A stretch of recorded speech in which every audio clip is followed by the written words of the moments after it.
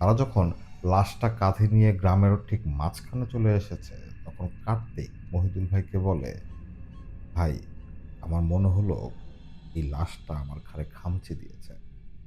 এটা শুনে মহিদুল ভাই ওকে একটু বকা দেন। মহিদুল ভাই মনে করেন ও ভয়ে এই কথাগুলো বলছে। তিনি কার্তিককে বকা দিয়ে বলেন যে, "তুই কি পাগল? লাশ কিভাবে তোর ঘাড়ে খামচে দেবে? কোথাও লেগে কেটে গেছে। আর এই কথা ভুলেও কাউকে বলবি না। বললে সবাই তোকে পাগল মনে করবে।" এই কথা শোনার পর কার্তিক আর কোনো কথা বলে না।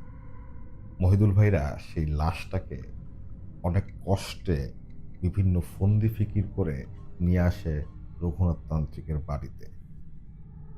রঘুনাথ তান্ত্রিকের বর্ণনা যদি বা বাড়ির বর্ণনা যদি আমি আপনাদের দিই, সেক্ষেত্রে এটা বলা যায় যে তার ২ টা ঘর নিয়ে একটা উঠোন।